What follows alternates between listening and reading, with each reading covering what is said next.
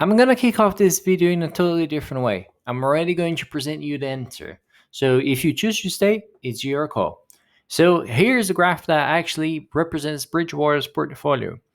US defensive is actually number one, 35%. US cyclical is number two, 7.5%. Then you got 7.2% on S&P 500, the US index. You've got another 4% in US sensitive. So, all in all, over half of the entire portfolio is in the United States. Another important part is also China. China is responsible for about 10% of their investment portfolio, apart from the emerging markets ETF that they also hold. But in China, they are holding tech stocks mainly. So you got China ETF 3.5%, China Tech 5.2%, and then the emerging market ETF that I mentioned before 6.7%. You've also got a bit of gold 1.7%, and developed markets ETFs, as well as a global diversified stocks with a portfolio of over 600 stocks. As I said before, I'm going to go into more detail later on in the video in a more granular level, bit by bit. So if you want to hear that, stick around. If not, you've already got your answer. Then just leave your thumbs up and get out. See you later. Now let's move to the next part. Hello. So today we're going to analyze the portfolio of Ray Dalio by Bridgewater Associates, right? So what I'm looking at is the 13F file. Basically, every hedge fund needs to share what they're holding in every 3 months. And what you can see here is actually that Bridgewater is reducing their S&P 500 composition in their portfolio. It used to be a little bit higher. So basically, they dropped down by 37%. Now, S&P 500 index fund is only part of 5% of their portfolio. So pretty much a lot lower than before. Then you got Walmart. So they're increasing the position in Walmart by almost 50%, which it is part of the S&P 500, but you're going to see that what Bridgewater is doing is increasing their position in defensive stocks in the US. You're going to see, for instance, Procter & Gamble, which is 4%. They're increasing by 47%. Johnson & Johnson, now making up 3% of their portfolio. Coca-Cola, almost 3%. PepsiCo, 2.5%. Costco, 2%. McDonald's, 2%. Basically, across the board, what they're doing is actually increasing Target. All of those defensive stocks, they are increasing their position. Another thing that they are doing is that they're keeping their Chinese stocks. So Alibaba, they haven't sold at all. So they are believing that the Chinese stocks are actually going to return to greater levels. But they are also not taking the risk of increasing their position at this point in time. The thing to notice as well is that this is actually from the 30th of June 2021. So they're going to release the next quarter in a couple of days. About mid-November, they released what they were holding, basically in September, by the end of September.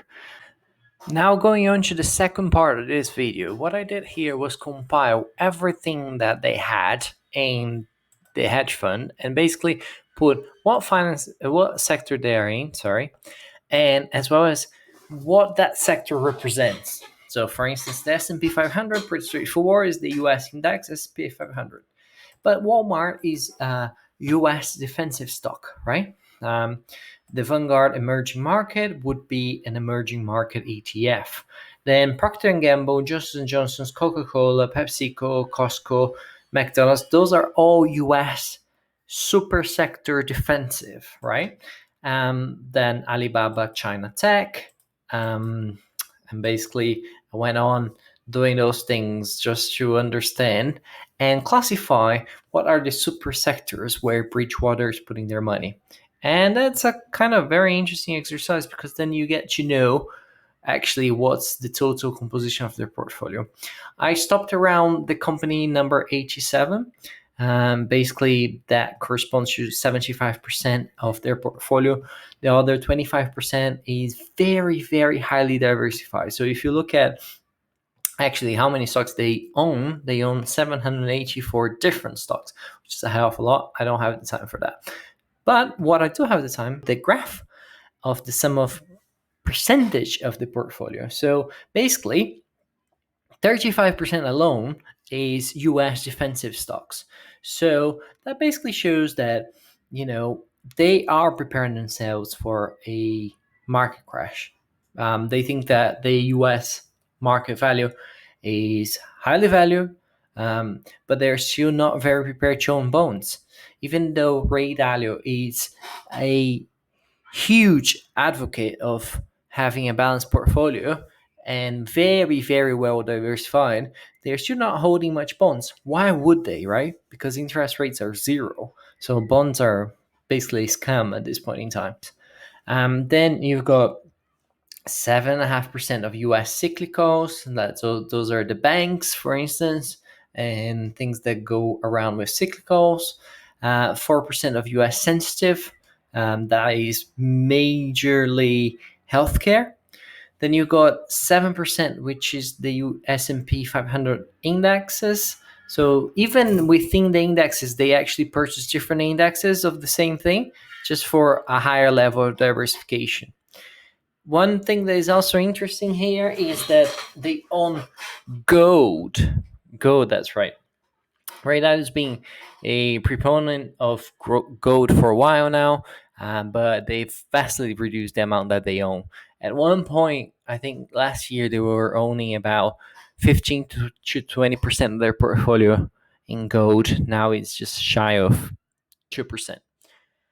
Then they have a bit of emerging market ETFs. Most of those ETFs, they contain China, and then they also do China directly. They have the China ETF, which is 3.5%, but they also own direct China tech stocks. So here's the difference. In China, they are owning the tech stocks. They are going for the growth investing.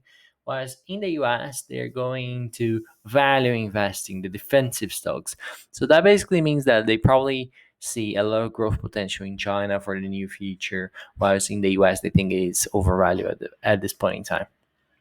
And then they have about 4% in developing markets, right? Different ETFs to diversify. And then they have a lot of very tiny pieces of, under 0.1% of their portfolio in different industries, different companies, different countries. Very, very diversified. So in a nutshell, this is the summary of the portfolio. Here's the graph. I will repeat. 1, US defensive portfolio. Number 2, US cyclical. Number 3, S&P 500 US index fund. Number 4, China tech. Number 5, US sensitive. And this is all for now, guys. I will see you later.